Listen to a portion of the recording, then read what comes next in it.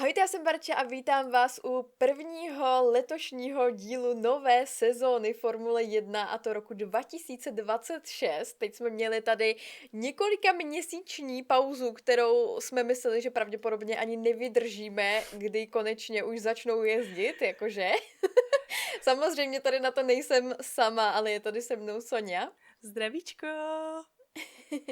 No a my tady máme hodně co dělat, protože tady to není běžný díl, jako že jenom děláme debriefing ze závodu, ale my tady máme vyloženě to, co se všechno možný dělo během pauzy, s tím, že těch materiálů je úplně extrémně moc, takže kdybychom na něco zapomněli, budeme rádi, když nám o tom napište dolů do komentářů. Ale fakt se toho dělo strašně moc vzhledem i k změně pravidel a různým škatulatům a všemu možnému, takže máme opravdu hodně co dělat, takže asi se to dneska budeme snažit co nejrychleji prolítnout, abychom tohle video vůbec stihli nějakým způsobem vydat, než se vůbec pojede závod. Jsme trošičku na hraně s časem. Jsme hodně ve skluzu, každopádně můžete se těšit, dneska toho budeme probírat fakt extrémně moc, co se týče nových monopostů, rozebereme si tady skoro úplně všechno a rozebereme si i nějaké ty peprnější gossipy, které se nám vlastně o těchto prázdninách stalo. Mm-hmm. No, takže do toho rovnou skočíme. Nejdřív bych začala teda tím, že trošičku navážeme na to, co jsme řešili v posledním dílu, což je vlastně, jaké jsou aktuální změny a jaké problémky to třeba přináší. Takže spoustu z těch věcí jsme zmiňovali už vlastně ke konci minulého podcastu, ale radši si to trošičku zopákneme, přece jenom pauza byla dlouhá. Takže monoposty jsou tuhle sezónu menší a lehčí. Ty nejdůležitější změny jsou asi v tom, že už nemáme DRS systém, který se vlastně používal někdy od roku 2011. To bylo vlastně jako, že se snižoval odpor vzduchu pomocí vlastně jako elektroniky, tlačítka přímo jako na volantu. A teďkon je to vlastně nahrazeno systémem aktivní aerodynamiky, který vlastně bude fungovat automaticky, a to nejenom na zadním křídle, ale i na předním. Další věc, která se k tomu váže, je to, že se teda tím pádem bude měnit styl předjíždění.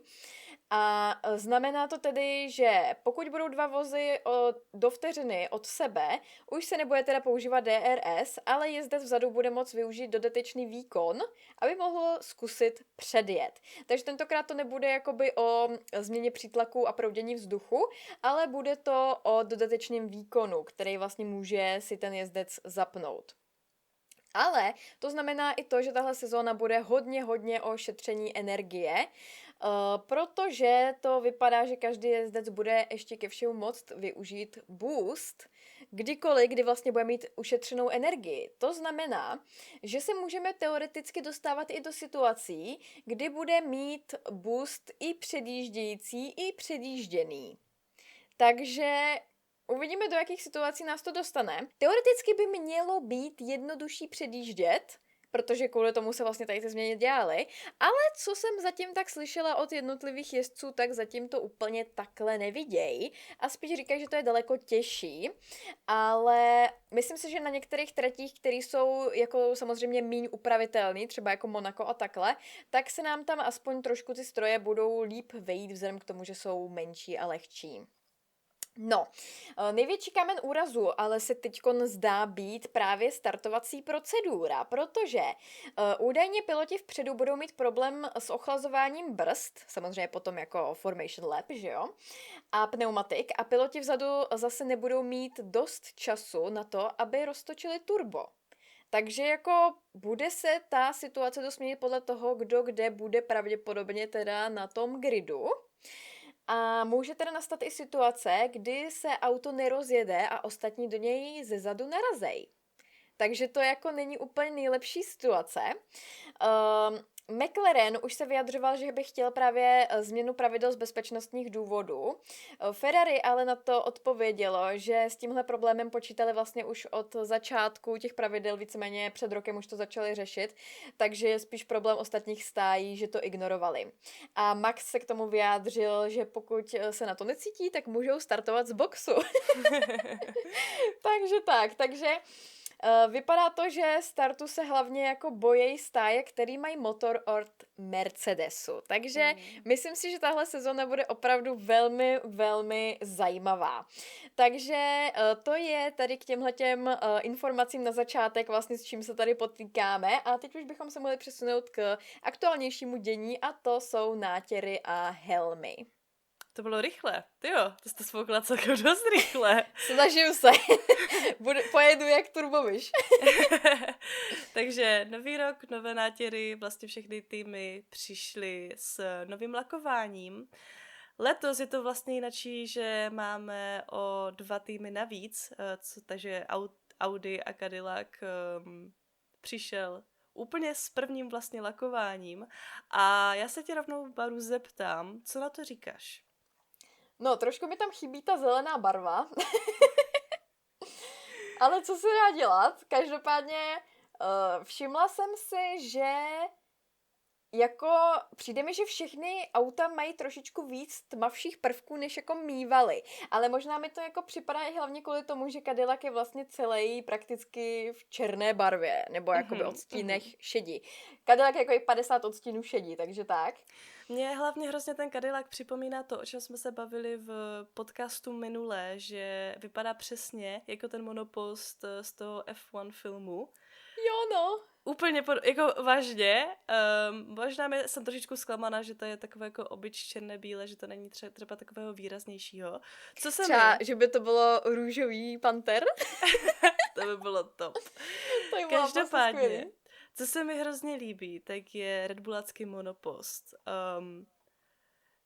Líbí se mi jako ty barvy. Ten se mi líbí asi nejvíc a hlavně jako to, jak odhalili tohleto lakování, to bylo velmi, velmi zajímavé, protože pokud nevíte, tak tohleto lakování vlastně odhalili tak, že plachtu z tohohle monopostu strhnulo letadlo, který letělo vlastně méně než 2 metry nad zemí a řídil ho český pilot Martin Šonka, takže zase nějaká trošičku česká stopa. Je to krásné, jako jak říkám, myslím si, že tenhle monopost bude hodně výrazný. Doufám, že se ukáže i v těch předních příčkách, ale ještě, jaký monopost mě oslovil, tak je vlastně V-Carb. Je to přesně to, co jsi říkala, že šel do takových tmavších barev. Za mě to tomu monopostu hodně sluší. A je taky takový, že vyčnívá z toho všeho.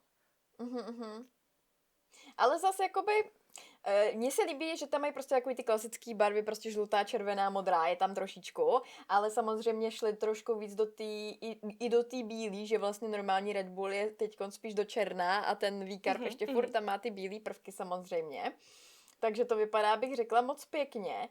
Ale takhle bílou barvu tam vlastně má dost zakomponovanou i Haas, který vlastně trošku šel taky do světla, vlastně od minulý sezóny. Ale bílou tam má vlastně i Ferrari, ale upřímně řečeno, to Ferrari úplně nevím, protože já jsem byla mega nadšená z té tmavší červený, co měli předtím a oni zase prostě šli do té světlejší. Jako za mě se letos monopost Ferrari jako líbí, protože mi to hrozně evokuje takové ty staré monoposty, co se jelo třeba ještě v roce 1900 prostě něco, že to prostě působí i tak jakoby konstruktivně prostě jak ty staré prostě autíčka a mě to třeba oslovilo, mně se to hrozně líbí. Mně by se to právě líbilo víc, kdyby tam byla místo té červený trošičku tmavší červená. To už by to bylo jako dobrý, ale takhle prostě je to takový, no, nevím. Každopádně Aston Martin zůstává se stejnou zelenou de facto. Jako ta zelená je hezká, mně se líbí, ale je to furt takové na jedno brdo, bych řekla. Já hlavně mi přijde, že jakoby barevně mi přijdou hrozně blízko teďka k Mercedesu. Ono to asi tak nevyzní na slunci třeba. Ale takhle na těch fotkách si, že ano. Jako v nějaký rychlosti někde prostě na noční trati třeba, tak jako... Ale ten Mercedes je taky teďka hodně zajímavý. Líbí se mi vlastně, jak to tam má takové střídavě bílé s černým, je to hrozně... Akorát takhle třeba, když se na to koukám z toho vrchu, nebo jako zepředu, tak mi to hrozně připomíná vlastně ten Cadillac. Víš, že je to takové jakoby až moc trošku jako podobné. Tak jako dostaneme se k tomu, že Mercedes se teď snaží trošičku schovávat, takže uvidíme, třeba to je cíleně. Každopádně tohle je teda nové lakování. Myslím si, že bychom se mohli i rovnou přesídlit na nové helmy. Protože někteří jezdci teda přišli i s krásnýma helmama, jako třeba například Alex Albon. Co na to říkáš? No, vlastně to je docela nečekaná barva, že šel hodně jakoby do té bílý. Jako jo, vypadá to pěkně. Mě spíš možná překvapilo právě, že Ocon šel úplně jako do čistě červený. To je prakticky vlastně styl, který jako nosil dost Leclerc a ten teď si tam právě přidal tu bílou k tomu monopostu, no. Vlastně Lewis zůstává se svou žlutou, což mně se osobně líbí, je to prostě takové obzvláštnění a ty žluté prvky tady můžeme vidět, že skoro u žádné helmy nemáme, dobře máme u Alonza, ale myslím si, že ta žlutá té helmě fakt sluší. Ještě jak je tam ten odznáček prostě toho Ferrari, je to, líbí se mi to. Jako aspoň dokážeme dobře rozlišit jezdce Ferrari, protože tam je buď to červená nebo žlutá barva. Každopádně Norris vlastně taky zůstal věrný svým barvám. Ale teda upřímně řečeno vůbec se mi nelíbí ta Piastriho helma. Prostě mě to připomíná, jak když by byl panáček Lego někdy z minulého století prostě. Že mi ta helma přišla úplně stejná, jako měl minulým rokem, víš, jako Piastri. Dobrož, on měl podobnou loni, myslím, na posledním závodu, jak to byla nějaká taková ta special na počest nějaký ty jeho prehistorický fotky s tím autíčkem. Jo. Takže tak. Každopádně mně osobně se úplně nejvíc líbí právě Verstappen, Albon, Hülkenberg a Bottas. To jsou takový helmy, co prostě jako mi sednou do vkusu velmi. Teď jsem taky chtěla jakože říct, že toho Bottasa, že mi přijde hrozně zajímavá. Gaslyho se mi taky hrozně líbí. Mi se líbí ta Baby Blue. To samé má Russell, to bych taky jako vyzdvihla. Já jenom se taky nejsem jistá tělou volbou u Antonelliho, že to je takový jako... Chápu, že tam je prostě ta Itálie trošičku vidět, ale nevím, jako jestli to je úplně můj styl, no. U Bortoleta mi to zase připomíná ta helma hrozně Senu, jako wannabe Sena, víš, ta helma. Ale jo, myslím si, že jako fajn. Jo, jako proč ne, jako není to vyloženě, že bych se na to nemohla podívat, jo. Nic z toho. Takže já si myslím, že hezké, určitě se na tom návrháři velmi, velmi vyřádili, jenom myslím si, že u některých lidí budeme mít trošičku problém poznat podle přilby vůbec, čí je co. Asi jo, no ze zhora, jestli potom bude vidět ta Leclercová, ta Oconová helma, to bude takové. Já tak naštěstí jedou v jináčím monopostu. No jo, no. Tak jo. Takže to bychom měli... Jo, ještě jsem chtěla jenom říct k tomu lakování, že podle nových pravidel tak musí být lakování nebo polep minimálně na 55% monopostu, protože v minulé sezóně jsme měli takový trošičku nešvar, že jakmile byl trošičku problém s nějakou hmotností nebo takhle, tak se okamžitě odhalovaly karbony, takže to by mělo zase trošičku bojovat proti tomuhle. No a myslím si teda, že můžeme směle rovnýma nohama skočit do dění. Takže můžeme začít pro zajímavost vstupními poplatky stájí do nové sezóny.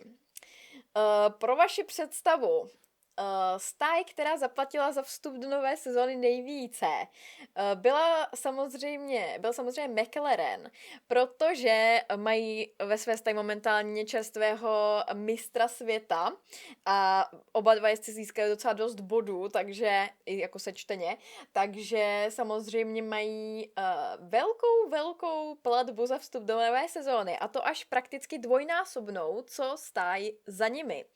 Což je, prosím vás, přibližně 7,8 milionů dolarů. Druhá stáj za nimi je Mercedes a ty už, prosím vás, platili 4 miliony dolarů. Tak to je... Nováčk Cadillac samozřejmě zaplatil nejméně, což je 700 000 dolarů. Takže jako ty rozdíly jsou tam obrovský. Prakticky jako McLareni zaplatili o 7 milionů víc než Cadillac, jako jo.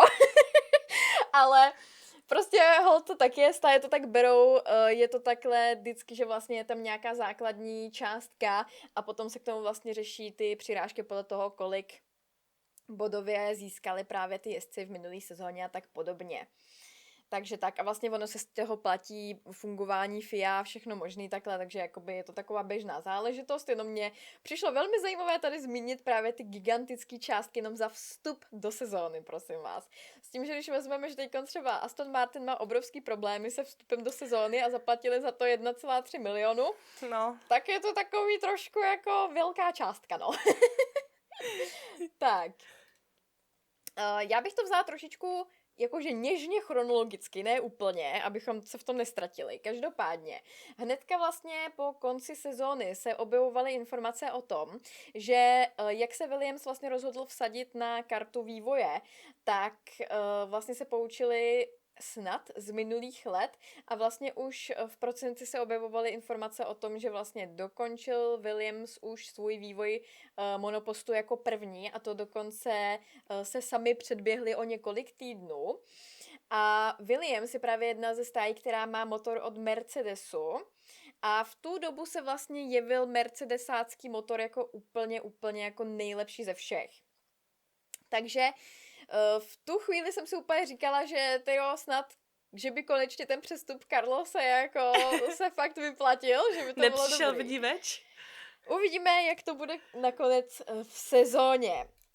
Co jsem jenom chtěla ještě říct, tak Max vlastně nakonec teda pojede pod číslem 3, který vlastně zdědil po Ricardovi, který mu to teda jako vlastně nějakým způsobem předal, protože on vlastně by si to číslo mohl nechat klidně pro sebe.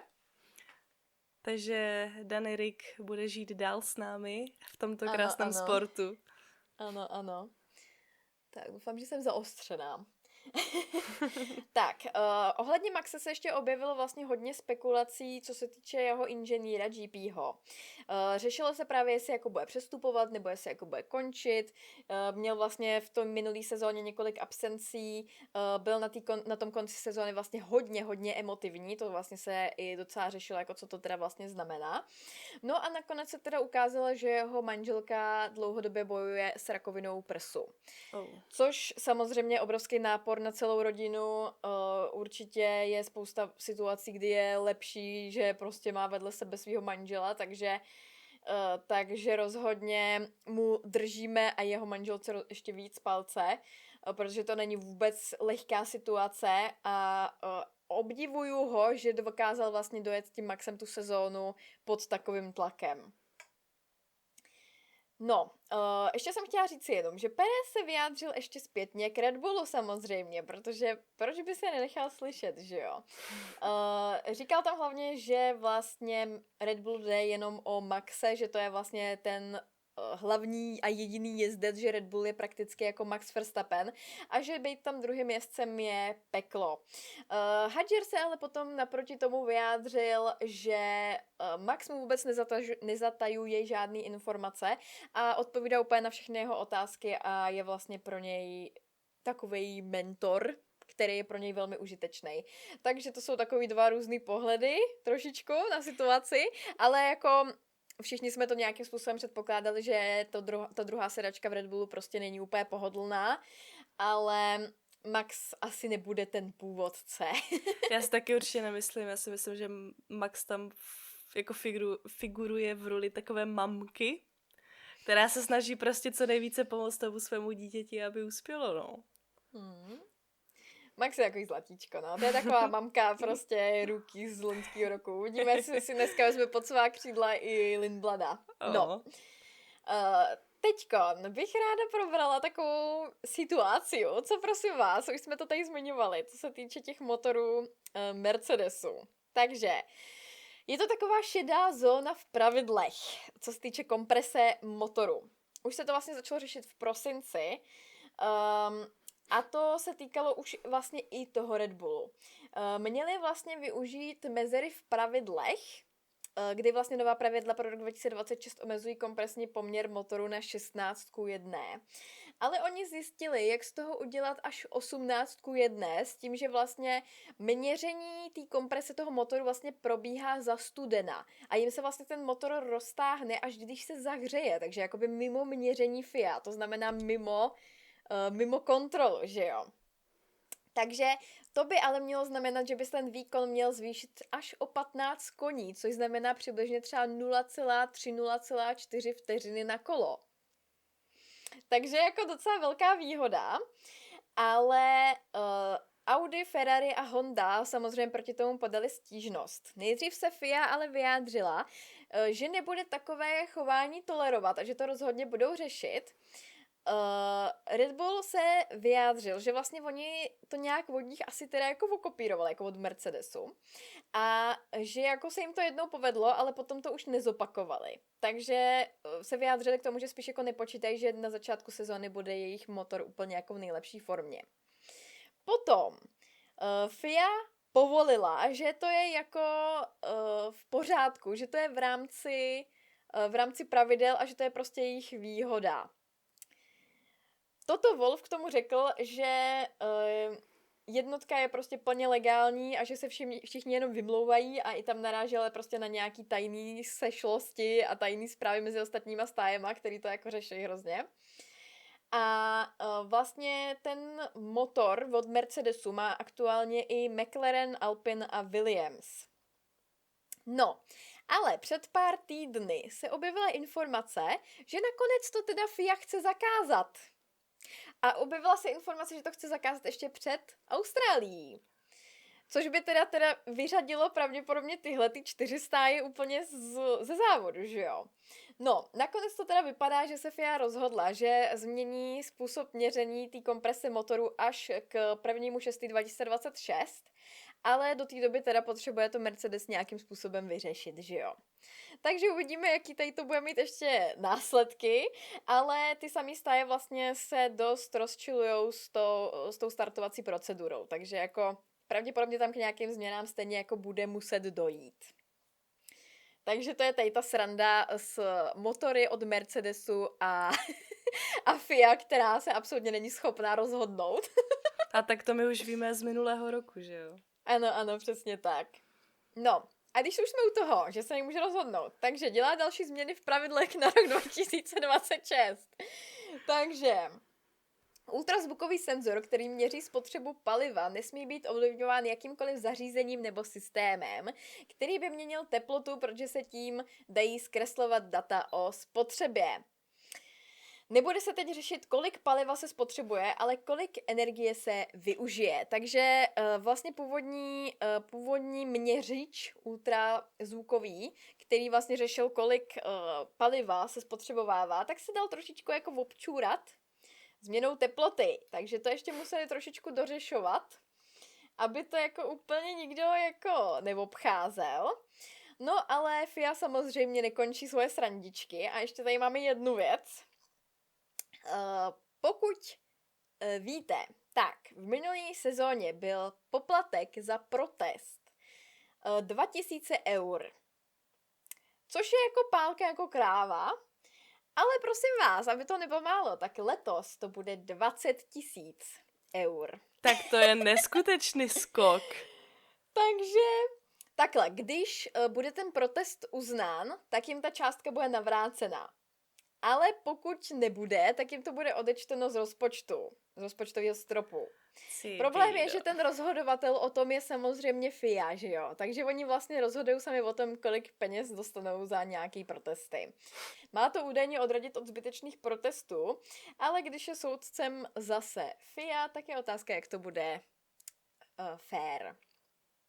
No.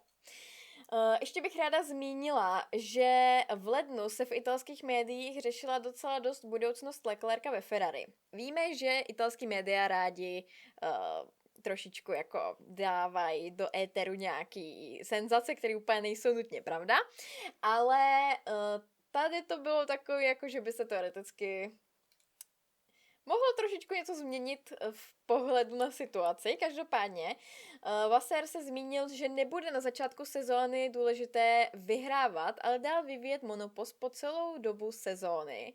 Což ale, když si vzpomenete, tak zní teď trošičku jako výmluva, protože, jakoby dopředu, protože když jsme četli nějaký věci, co právě tady ten pán zmínil v minulý sezóně, tak oni vlastně jakoby úplně vyhodili zbytek sezóny, aby dřív začali vyrábět ten monopost a už se trošičku debatovalo o tom, že on vlastně úplně ta jeho židle není tak pevná ve chvíli, když nezačnou hnedka na začátku vlastně sezóny vyhrávat. Takže uvidíme, jak tahle ta situace dopadne, protože trošičku to vypadá, že bychom přišli o dva hlavní představitelé téhletý stáje, který by se teda asi přesunuli někam jinam, no, ale uvidíme. Víme zase na druhou stranu, že Leclerc je dost věrný Ferrari, ale zase upřímně řečeno trpět dalších několik sezon to, že oni nejsou schopni jako to auto rozjet. Vzhledem k tomu, jako on je talentovaný jezdec a to jako zase nemůžeme říct, že to je jako, že to říkám, protože ho mám ráda, jo, ale, ale je to fakt jako fakt, protože jak se říká, jediný, kdo dokáže tančit s Maxem je Charles, tak myslím si, že by si zasloužil sedět v mnohem lepším autě, no, takže uvidíme, jak to rozjedu tady tu sezónu. Já si myslím, že teďka to je jako celkem složité řešit takhle na začátek. Mm-hmm. Necháme se překvapit, možná překvapí a Charles Leclerc se stane novým šampionem. Mm-hmm. Nikdy nevíš, jak se to otočí. Může se stát úplně všechno, přesně jak říkal Charles a Max na to odpověděl, že se to většinou stane. No. Ještě k Ferrari. Inženýr Lewise Hamiltona Riccardo Adami se přesouvá do Akademie Ferrari a pokud vím, tak my teď ještě nemáme pevně stanoveno, kdo by teda měl tuhletu pozici zastávat. A podle Ralfa Schumachera to pro Ferrari na tuhletu sezónu nevypadá úplně dobře, protože se prej nesoustředí jako spousta jiných stájí prostě na jeden nejlepší design auta, ale vyvíjí dvě rozdílná auta, protože Leclerc a Hamilton mají velmi odlišné pohledy na to, jak by to auto mělo fungovat. Takže to je takový další trošičku hřebíček, uvidíme do čeho, protože kromě toho teda, že je tam trošičku na vážkách ten Vasseur a Leclerc, podle Itálie minimálně. Ještě ke všemu tam nemáme inženýra pro Hamiltona a ještě ke všemu vyvíjejí dvě auta na jednou, místo toho, aby se soustředili na jedno. Tak uvidíme, jaký tohle to bude mít dopady, no. Jestli se to vyplatí nebo ne. No, když jsme u tady těch věcí, tak safety car Astonu Martin už nebude jezdit a bude nám jezdit už jenom Mercedes. Což je trošičku smutné, budeme tam chybět ta zelená barva, ale nedá se nic dělat. No, ale zase na druhou stranu Pérez je velmi optimistický a řekl, že by rád ukončil svou kariéru, až se z Cadillacu stane jeden z nejlepších týmů ve Formuli 1. Takže tak. Tak uvidíme, co předvedou letos. No, uvidíme. Každopádně už teda se můžeme dostat k testování pomaličku. Takže před prvním testováním jsme měli pár informací, nějaký jako ze zákulisí, protože samozřejmě ty první testování nejsou úplně veřejná záležitost, že ano. Takže z těch informací se nám dostalo, že Alpine musel zrušit svůj první filmovací den, protože měli problém právě s motorem od Mercedesu. Aston Martin a Honda hlásili problémy s vývojem, protože prý narazili na spoustu problémů a víme i teďka, že Aston Martin na tom není úplně ideálně a mají i problém s množstvím náhradních dílů. Nakonec se teda i Ferrari zpozdilo s konstrukcí monopostu a ještě tam je docela velký problém, že víc stájí má problém se přiblížit k minimálnímu váhovému limitu, který je teď teda 768 kg, což je teda nějakých 32 kg míň než minulou sezónu. S tím, že zatím to vypadá, že se k němu dokázalo přiblížit Audi, Aston Martin má údajně být 15 kg nad limitem. A říkají, že první vylepšení se budou snažit snížit váhu, ale to spíš vidějí jako na úroveň až 5. 6. závodu, že to jako do té doby nestihnou udělat. Williams se vyjádřil, že váhový limit je velmi nízko, ale že je možné, že se k němu za pár měsíců přiblíží. A Mercedes k tomu řekl, že limit nebyl nastaven se čtením váhy komponentům, ale že je vlastně jako hodně jako optimistický. Takže v minulý sezóně vlastně taky jezdili auta, který měli nadváhu, ale vypadá to, že prej se taky zatím velmi blíží limitu. Což v kombinaci s tou šedou zónou u komprese motoru by mělo teda u Mercedesu vlastně z nich dělat favorita. Takže to uvidíme, jak to teda bude s Mercedesem, protože teďka tady zatím máme spoustu zpráv z různých stran, z různých pohledů. Něco jakože pro, něco jakože proti, takže samozřejmě taková úplná krásná nerovnováha těch informací, že prakticky vůbec nic nevíme. Tak. Při soukromých testováních. Takže Racing Bulls podle italských médií moc úplně jako dobře nevyjel, moc se jim nedařilo. Prej při testování, tuším, že v Imole, tak odjeli jenom jedno čisté kolo a Arvid se tam roztočil a museli ho do boxu odtáhnout. Takže jako úplně první ukázky z nějakého testování úplně nebyly ideální. Potom teda i Williams zrušil vlastně svůj filmovací den a údajně by měl mít velkou nadváhu, až prakticky 20-30 kg, jo. Plus ještě prý měli mít nějaký problémy se šasí a neprošli údajně crash testem. Jako objevily se nějaký fotky, že úplně to nedopadlo dobře, což vlastně je i dost velký rozdíl od toho, co vlastně se původně říkalo o vývoji. Takže doufejme, že to nebyly snad jenom plané naděje, jak jsem právě říkala, že jako jsem si říkala, že by třeba ten Carlosův přechod se mohl jako trošku vyplatit, tak tady to bylo zase úplně na druhou stranu. No. Prej teda se i říkalo, že Williams vynechá i ty první testy v Barceloně a James Wolf se k tomu vyjádřil, že se Carlos a Alex určitě stanou mistry světa v barvách Williamsu. A že prej nemají tak velkou nadváhu a že to je jenom tak 4 kg. Takže to byla zase úplně odlišná zpráva úplně z druhé strany. Každopádně, když je někdo v managementu týmu, tak asi bude mít trošičku jiný PR informace pro média, že jo? Tak, McLaren se vyjádřil, že na testování nespěchají, že v Barceloně se připojí druhý, možná třetí den, možná to je jen fancy způsob, ale jak říct, že nestíhají? To je totálně fancy způsob, to budu používat tady tuhle větičku. Každopádně McLaren na rozdíl například od Ferrari se zaměřuje jen na jeden typ auta. Nechali se slyšet, že nemají plány na vylepšování mezi testováními a prvním závodem, takže se jejich forma asi od testování nezmění. To znamená, že vlastně jakoby neplánujou žádný vylepšení vlastně teďko mezi tím testováním a závodem, což je taky trošičku vlastně jakoby zvláštní, protože to testování vlastně bylo poprvé, co ty auta nějakým způsobem tam jezdily, různě ověšený těma sítěma a různě se to měřilo, že jo, takže člověk by čekal, že nějaký menší úpravy se tam nacpou. No. McLaren ani neabsolvoval filmovací den, což je taky trošičku zvláštní.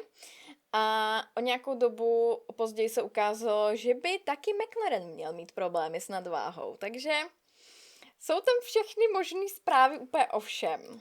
Tak, Mercedes měl mít během testování nějakou díru v podlaze, kterou teda jako nevíme, jestli to mělo být jako nějaká pomůcka k lepšímu přítlaku, anebo jestli jako by se snažili zmást konkurenci a co jsem tak jako různě četla, tak ta druhá varianta asi zafungovala, protože jako všichni řešili, proč to tam kurně je.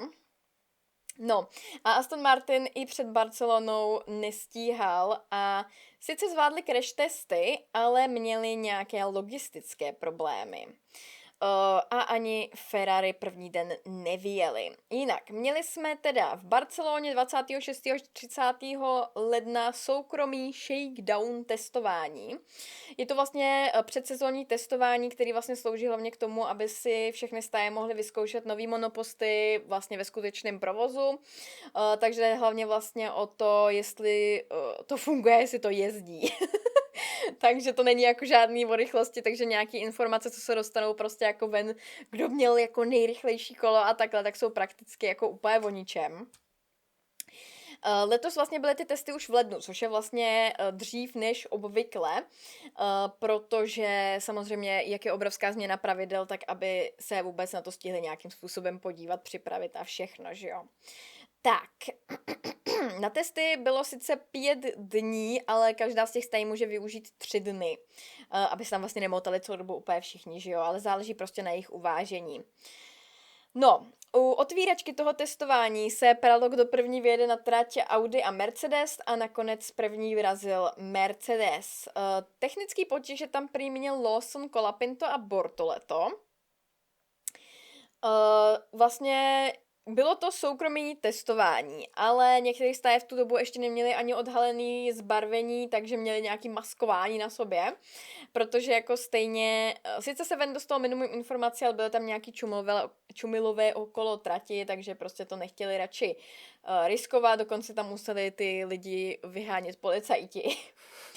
No, fanoušci se ale dostali k live timingu, ale Formule 1 na to okamžitě přišla a okamžitě to shodili a z informací se vlastně dostalo ven jenom neúplný pořadí. Aston Martin se nakonec na testování dostavili jen na 2 ze 3 dnů a prý měli problém s testy pro homologaci vozu. Takže Aston Martin měl hodně co dělat a vůbec jim to teda nezávidím. No, druhý testovací den, tak tam byl trošičku problém, Max tam vyjel z trati, ale naštěstí se nic nestalo, bohužel, ale jeho týmový kolega Hadjar naboural a poškodil si zadní část monopostu. Objevily se informace, že nejlépe na tom se spolehlivostí pohonných jednotek bylo Ferrari, což dodalo trochu naději nám, fanouškům, tifozy. A vylepšil to ještě fakt, že nejrychlejší čas shakedownu zajel Hamilton. Naposledy, když Ferrari zajelo nejrychlejší čas v Barceloně, tak Hamilton vyhrál titul, ale to byl ještě, pokud se nepletu, v McLarenu. Bohužel to ale vůbec nic neznamená, ale to neznamená, že nemůžeme mít naději, aspoň na chviličku. Naděje umírá poslední, se říká. Ano, ano.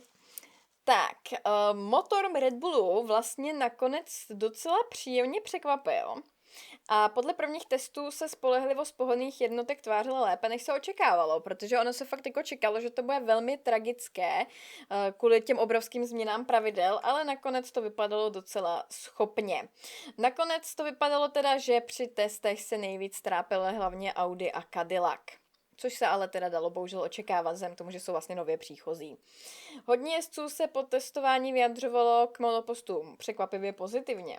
Aston Martin si vyjadřil, že mají 4 měsíce zpoždění ve vývoji a že auto, co pojede závody, bude úplně jiné než to auto, co bylo na testech. Takže vlastně úplně opačný přístup než McLareni. Ferrari údajně pracuje na svém vlastním řešení jako odvetu za kompresní trik Mercedesu, tak uvidíme, co z toho nakonec bude. Myslím si, že z toho nakládí docela dozem, to může vyvíjet 2 auta. Toto se vyjádřil, že čekal, že na tom Red Bull bude hůř, že se nových pravidel zhostili dobře a že dokážou na rovinkách využít více energie než jiné stáje. Tvrdí, že nejrychlejším monopostem je Red Bull a že McLaren je taky velmi rychlý. Max na to ale reagoval, že se jen snaží obrátit pozornost na ně, aby ji odvedli od sebe. Tak, další testování jsme měli v Bahrajnu. To bylo 11. až 13. února a potom 18. až 20. února. Samozřejmě jak jinak Aston Martin tam opět měl problémy s motorem a museli ho vyměňovat. Stroll se vyjádřil, že ztrácí 4 vteřiny a Aston Martin se bojí, že první závod Melbourne ani nezvládnou dojet. Navíc mají nedostatek náhradních dílů a velké problémy se spolehlivostí. Zvažovali i to, že vůbec nenastoupí.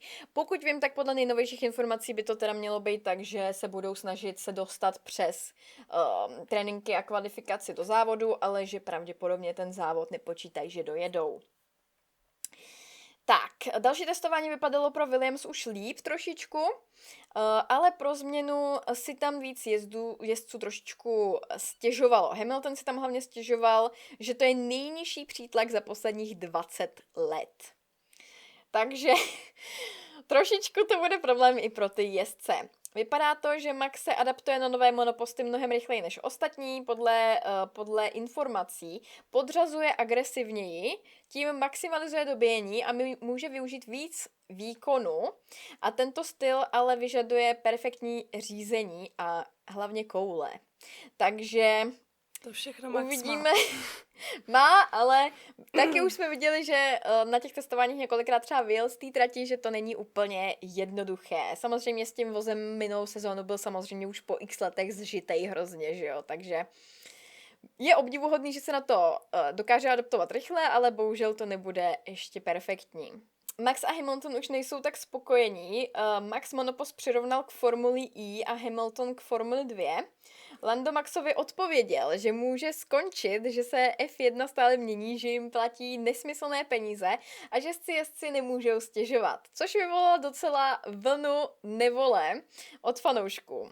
Říkají, že pokud jezdí jen kvůli penězům a ne kvůli radosti ze závodění, tak by měl vrátit titul. Ale to je samozřejmě to nejradikálnější, co se ukázalo z názoru.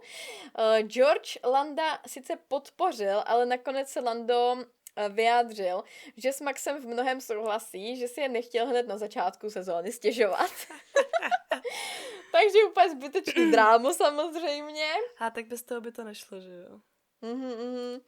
No, co se týče teda zbytku toho testování, tak Red Bull měl problémy s hydraulikou a museli tam provádět nějaký opravy.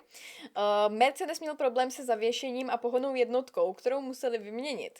Ku podivu Ferrari nemělo žádný problém. Charles se k tomu vyjádřil, že zůstává stát nohama pevně na zemi a zatím nemá vysoká očekávání. Což se mu absolutně nedivím, protože ten týpek musí být už tolikrát zklamanej prostě, že on už ani nedoufá prostě, on už jenom jde s proudem. Já myslím, že on už prostě vsadí všechno, i kdyby to prostě se nemělo podařit, protože většině se to fakt nedařilo. No, ale i Charles se vlastně vyjádřil stejně jako Max k tomu Mercedesu, že se Mercedes snaží schovat svůj potenciál a obrátit pozornost na ostatním. Takže Charles samozřejmě souhlasí s Maxem. Jak jinak? No, Perez muselo vozidlo odstavit, Gasly tam měl taky technický potíže a na to, že nová pravidla měla zjednodušit předjíždění, tak jezdci tvrdí opak. Max a Hamilton navíc říkají, že se musí tolik šetřit energie, že by tam ten jezdec ani vlastně nemusel sedět. Navíc několik jezdců tvrdí, že je velmi těžké se udržet za dalším monopostem, jak se vlastně mění to proudění vzduchu,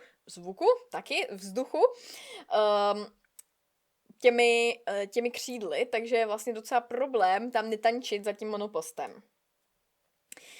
Jak jsme vlastně zmiňovali na začátku, že některé stáje mají problém se startovací procedurou, tak těžko říct, jestli to bylo jakože dobře zahrané divadlo, a nebo aby vlastně jako podpořili tu svoji námitku, anebo jestli opravdu budou mít i problémy v závodech, protože tam trošičku jako probíhaly nějaký problémečky s tou startovací procedurou. Během druhého testování Ferrari nasadilo nějaký mini křidílko nad výfuk, které by jim prý mělo pomoct s přítlakem. Chtěli to vytáhnout na poslední chvíli, aby to ostatní stáje nemohli okopírovat. Kromě toho mají i zadní křídlo, které se otáčí o 180 stupňů a mechanismus vlastně je na bocích a ne uprostřed. Prý tomu ve stáji říkají Macarena. Libovka. Takže uvidíme, jestli to byla chyba, anebo jestli to bylo cílené a jestli uvidíme Macarenu i v závodech.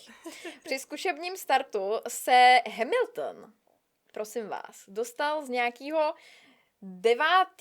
až 12. místa, prosím vás, na první během jedné zatáčky. Wow. A Leclerc tam zajel nejrychlejší čas za celý Bahrajn. Takže Hamilton a Leclerc se nám snaží jako dát nějakou naději. A jak se ti rozzářily očička úplně? Jako kámo mega. Já doufám, že konečně budu prostě vypadat jako sane člověk, když mám na sobě tu červenou kšiltovku prostě. No. Takže to by byly informace k testování. Ještě jsem se jenom chtěla rychlosti podívat na aktuální situaci a do budoucnosti, protože samozřejmě FIA měla nějakou svoji malinkou seanci, nevím, jak se tomu dá říct, nějaký sraz, nějakou poradu, nevím. Každopádně, z toho vylezlo, že by teď měl být nový AI systém, který by se měl jmenovat, já nevím, jak tomu chtějí říkat, ale je to jako ECAT. ECAT. E-C-A-T. Wow. Tak nevím, jak se tomu bude říkat, každopádně. Mělo by to kontrolovat dodržování traťových limitů, aby se tím vlastně jako zamezilo lidským chybám a časovým prodlevám, protože teď taky často jsme vydávali během závodu, že když se toho dělo hodně, že se třeba jezdec dozvěděl, že má jako problém s traťovými limitama až x kol po tom, co vlastně nastaly, že jo. Takže tady to by mělo jako trošičku pomoct právě těm komisařům. A FIA si vyjádřila, že na první 2 závody mají když tak plán B, že pokud by nastal problém, třeba s vícero monoposty, tak by se vlastně snížil elektrický výkon všech monopostů o 15 až 30%. Takže bychom měli takový jako zpomalený závody. Takže to uvidíme, jestli se to bude muset použít nebo ne. A Sainz ještě požádal FIA, aby se zamysleli nad energetickými pravidly pro rok 2026. Bojí se vlastně bezpečnostních rizik, takže uvidíme, co k tomu ještě FIA řekne. Očividně měli docela problém se vyjádřit i k tomu motoru od Mercedesu, takže uvidíme, jak budou rychlí. No, ještě se teda ukázalo, že v Monaku nebude povinnost 2 pitstopů, jako byla loni, takže to by mohlo být zajímavé. A třetí část kvalifikace se nám prodlouží na 13 minut z původních 12. Kromě toho máme tady novinku. KitKat začal spolupracovat s Formulí 1, takže jsou čokoládové formulky. Myslím si, že teď to prodávají v Albertu, takže doporučujeme. Jsou vynikající, měli jsme tu možnost toho chutnat. Ano. Každopádně, prosím vás, KitKat ještě postavil formuly v životní velikosti z čokolády. Takže takhle, měli to postavený i jako u boxu, takže nevím, jestli bych to úplně chtěla ochutnat. Bude to pravděpodobně hodně od prachu, ale vypadalo to velmi zajímavě. Tak, samozřejmě, jak jsme se o tom bavili už minulou sezónu v našem podcastu, tak zase se objevila trošičku informace o tom, že by byla jistá možnost, že by se v budoucnu jezdilo 12 sprintů za sezónu. Takže vypadá to, že tady od toho nápadu stále neopustili. No, v roce 2027 by se měla vrátit i velká cena Turecka, takže uvidíme. No, ale samozřejmě tady ten začátek sezóny taky ještě není úplná sranda, protože máme tady konflikt mezi USA, Izraelem a Iránem. S tím, že pokud jste to ještě nezachytili, tak raketa Iránu zasáhla vlastně americkou základnu v Bahrajnu. A ta je, prosím vás, jenom 20 kilometrů od okruhu, kde se vlastně má za měsíc závodit. Což jako vůbec není příjemná situace. Navíc problém byl i to, že dost stájí mělo problém se dostat vlastně do Austrálie, protože měli jet přes Dubaj, který byl vlastně přímo to letiště, přes který měli lítat, tak bylo přímo zasažený a bylo uzavřený. Takže to se taky muselo řešit, jak se vůbec jako sakra dostanou do Austrálie, že jo, naštěstí, jak víme, tak se tam všichni dostali, pokud víme. A samozřejmě je v ohrožení i závod v Saudské Arábii.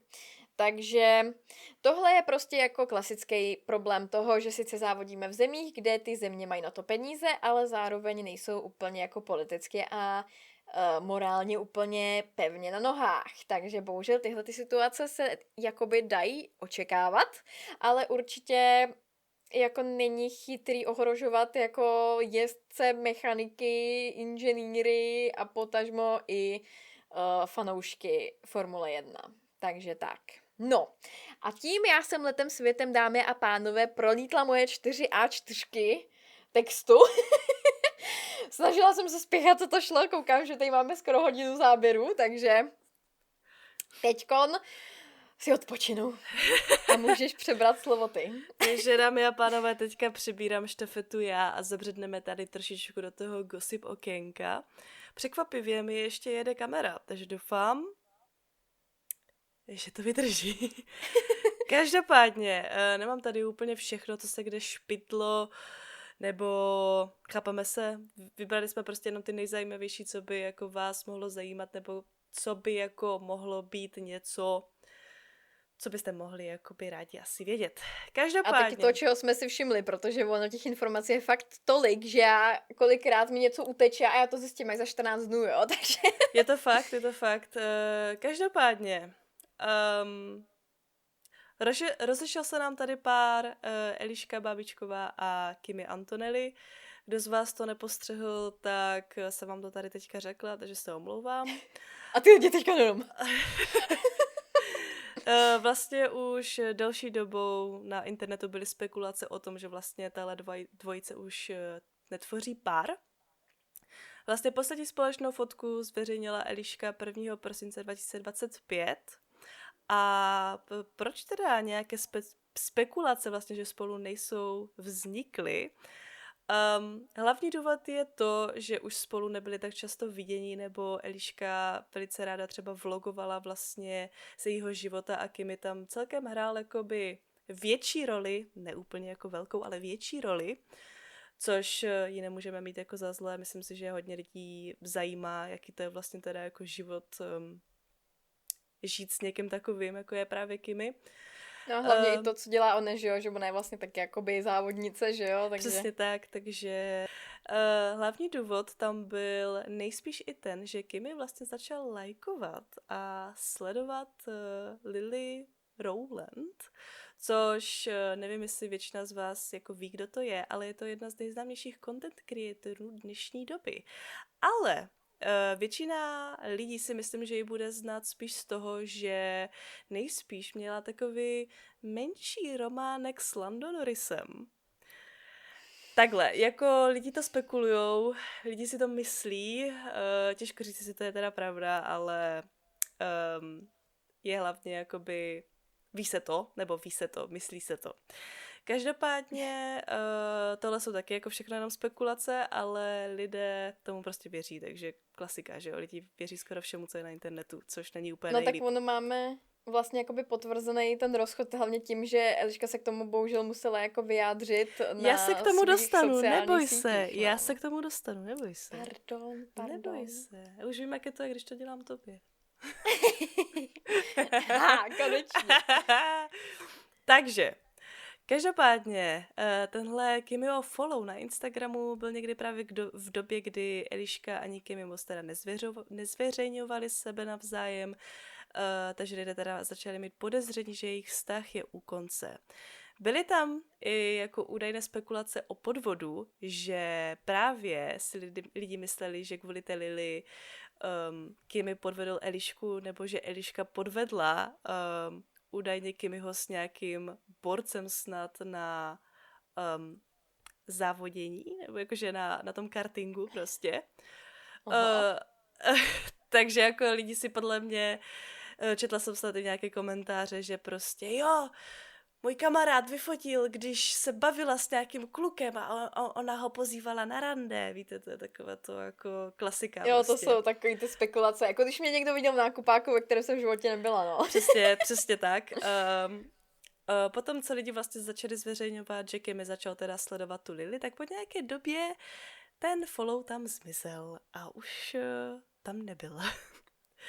Což je jakoby i na jednu stranu hrozně wild, prostě, že lidi si myslí, že follow je jako začátek nějakého nového vztahu. Což dnešní jako doba jde tady s tímhle fakt jakoby do kopru.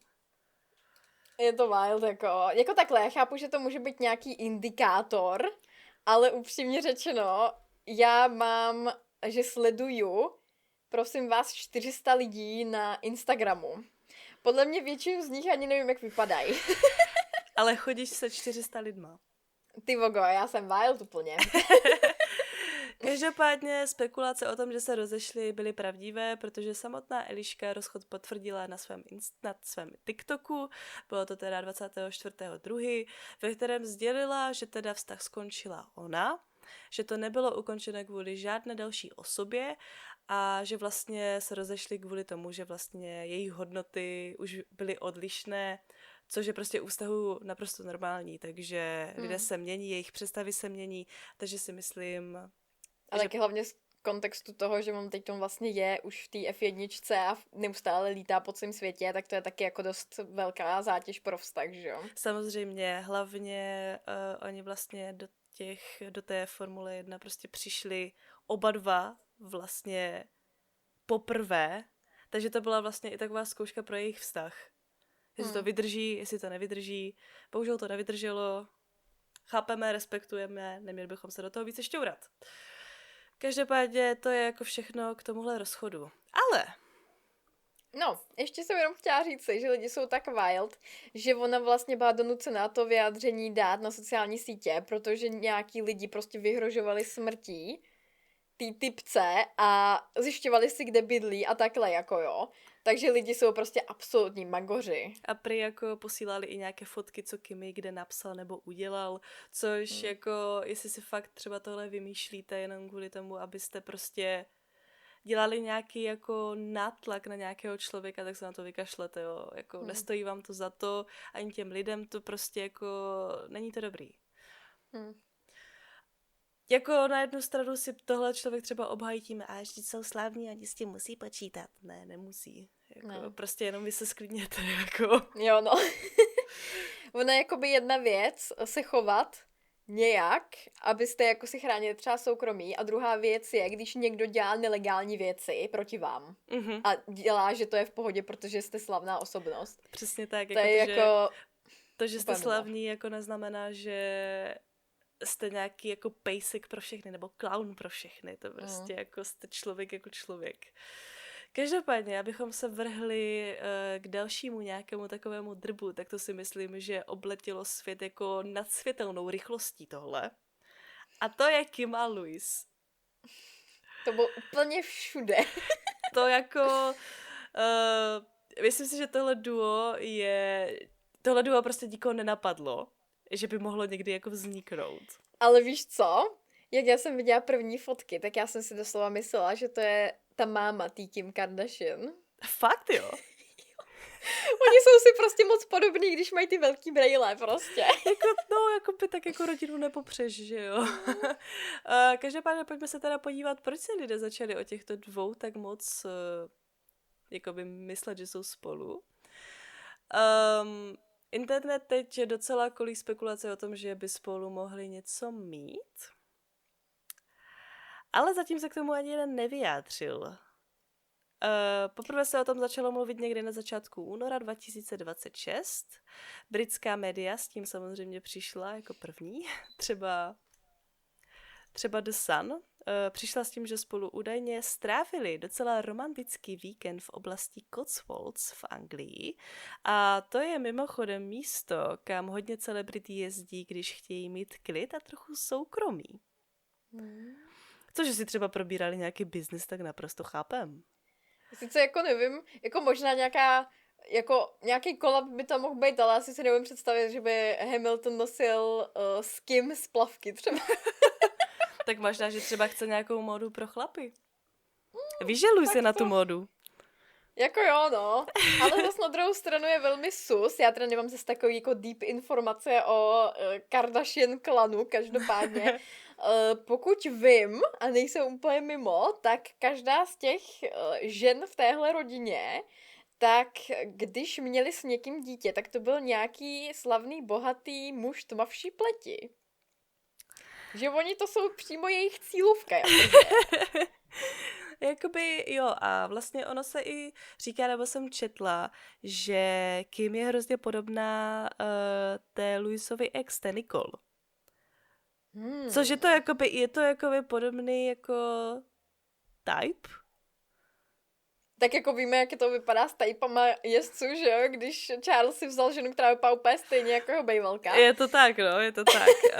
Každopádně vlastně podle těch zpráv v tom hotelu strávili hodně času.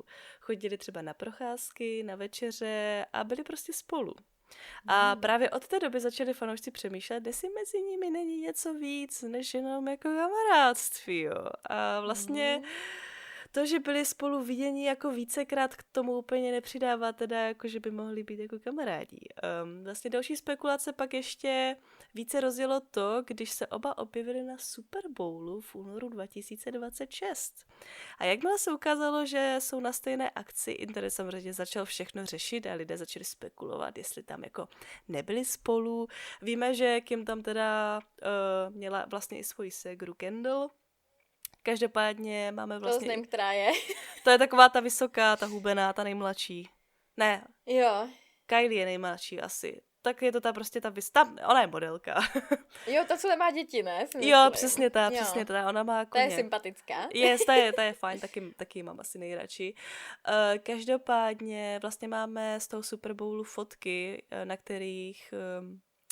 jsou vlastně tak jako by poblíž sebe, jako vedle sebe a pak jsem prostě najednou na mě vyskočila fotka, kde se jako líbali a strašně dlouho mi prostě trvalo jakoby zjistit, nebo ne, že zjistit, že to je prostě AIčko, protože jako fakt to AI už je na takové úrovni, kdy ty fakt už musíš přemýšlet, jestli je to real, nebo to není real. Hlavně, když to je fotka, to je úplně wild, jako, to bys, jako, ani tam nepoznáš jako rozdíl pomalu, to už je fakt mega děsivý. No, jako fakt jako by nepoznáš, takže ta líbající fotka teda není real, je to AIčko, v realitě jenom seděli. A nebo? Nebo kecaj, že to je IAčko. Je to, nikdy nevíš. Každopádně to ale nebylo naposledy, kdy byli spatřeni společně. 2.2. tohoto roku byli spatřeni, jak přijíždí ve stejném autě nebo dodávce, byla to prostě taková ta černá, víš co, s těma černýma sklama, na parking do hotelu v Paříži. A na záznamu jde hezky vidět, že se opravdu jedná o Louise. S tou Kim si nejsem úplně jako jistá, jo, protože jí tam nejde úplně vidět do toho obličeje, ale myslím, že podle komentářů jako lidí, tak ti by dali ruku do ohně za to, že to opravdu byla ona. Jak jinak? Možná podle jako stylu oblékání by to jako by odpovídalo, ale jakože je třeba možné, že se jednalo o někoho jiného, je třeba možné, že se jednalo o Kim. Nevíš co, nějaký dvojník Lewise Hamiltona, který prostě má manželku k dvojnici Kim Kardashian prostě a tady to je celý tenhle problém, jo? Tak jako v alternativním vesmíru by se to možná stalo. A co když my jsme ten alternativní vesmír teď? Tak ono, když máš alternativní vesmíry, tak i tady ten vesmír je něčím alternativním, nějakýmu vesmíru alternativní, takhle. Já myslím, že ono už je to alternativní tím, že se jedná o Kim a Louise, jako reálně. A pak tady je alternativní móda. Ano. No a posledně, kdy byli spolu vlastně viděni, tak to bylo před pár dny, nějak třeba cca před 5 v Arizoně. Kde oba, jak kdyby, to bylo hrozně takové divné prostě z toho videa i z těch fotek. To vypadalo hrozně, jak kdyby přicházeli jakože od nikud, nebo jak kdyby byli prostě na čurpauze, víš, jakože chápeš. A vraceli se prostě zpátky k tomu autu. Víš? A to bylo prostě, jsem si říkala, to je nějaké jako divné. Nebo nějaký dobrodružný prasečinky v lese. No, jako to nebyl les, jako v Arizoně, úplně ten les nemáš. Škoda. Leda, že by se tam jako zakryla za nějakým fakt jako obřím balvanem. Nevíš co, tam takový ten chuchvalec toho keře, jak se to valí vždycky v těch filmech, prostě. Jo. Každopádně, jak tak nebo tak, uvidíme teda, jestli se Kim letos objeví aspoň jednou nebo párkrát v garážích Ferrari. Každopádně já bych třeba Louisovi hrozně přála, aby si někoho našel. Takže pokud bude... Jako může to být úplně cokoliv, jako víme, jak v dnešní době jsou jako populární situationshipy a takhle. Přesně tak, takže člověk jako nikdy neví, jak to skončí. Každopádně... Dokud víceméně někdo nedá oznámení ze svatby, jak nikdy nevíš. Je to tak. Takže uvidíme, necháme se překvapit, vy nám určitě do komentářů napište, jestli si myslíte, že se tam teda Kim objeví nebo ne. A teď, kdyby tam fakt byla, já bych čuměla. No. To by bylo wild. Takže, teď se vrhneme trošku na takové jako vážnější téma. Nebo vážnější, jako... Všechno to jsou jako pořád jenom jako spekulace, jo. Lidi si to myslí, lidi třeba něco jakoby našli. Jestli je to fakt jako 100% pravda, to vám nemůžu úplně se 100% jako jistotou říct. Ale rozmohl se nám tady takový nešvar a to je Alexandra a její fond. Nevím, jestli jste to někteří z vás jako zaregistrovali nebo ne, ale... Spíš si myslím, že možná ne, protože tady to je taková věc, která je hodně jakože, že se nic vlastně neděje, ale ono se něco děje, no. Takže pokud jste v nějakém jako, nebo v tomhletom gossip světě, tak jste to teda určitě zaznamenali. Každopádně, pokud jste to ani tohle nevěděli, tak Alexandra má svůj vlastní nadaci, která má pomáhat mexickým ženám a dětem. Pro ty, kteří z vás to neví, tak vlastně od Alex maminka je Mexičanka, takže Alex je taky napůl Mexičanka. Ale lidi vlastně kritizují, protože hledala umělce, kteří by pro tu nadaci pracovali, ale zadarmo. Jo. Nice. Takže tvrdila, že by za to vlastně dostali hlavně zviditelnění, nebo že je to prostě pro dobrý účel, takže by jako by nedostali zaplaceno, ale... Jo, to je takový ten starý jako trik. Udělej pro mě práci, ale udělej ji zadarmo, protože to je proto, že budeš vidět a je to na dobrou věc. A já sice za to dostanu zaplaceno, ale ty to udělej pro dobrou věc. No, jenže v kreativních oborech je tohle prostě jako hodně kritizované, že jo? Jako nedivím se, je to... No jako je to úplně přesně takový to, co se řeší už posledních nevím kolik desítek let, kdy prostě je běžný, že lidi dělají jako práci ve službách, že prostě někdo je chce zneužít zadarmo, protože prostě se na to tak cítí, jako. Bohužel je to v dnešní době tak, no. Takže je to teda v kreativních oborech hodně kritizované, protože to vlastně znehodnocuje práci umělců. Místo toho, aby vlastně dostali zaplaceno, tak mají pracovat jenom na zviditelnění nebo dosah, což jako prostě takhle jako nemá spolupráce jako vypadat. A vzhledem k tomu, že já jsem o tady ty nadaci nevěděla do chvíle, co s tím začal být problém, tak asi to zviditelnění by nebylo tak úžasný. Jako já jsem věděla, že už je jakoby předtím, protože jsem snad viděla, že to sdílela někde na Instagramu, snad tuším. Ale nevěnovala jsem tomu nějak jakoby pozornost, jako ne, že by mě to úplně nějak jako, ne, že nezajímalo, ale ani mě to moc nezajímalo. Takže lidi na internetu říkají, že Alexandra je vlastně dost bohatá. Jednak z vlastního zázemí a taky protože se pohybuje vlastně v prostředí formulí, že jo, a luxusních akcí.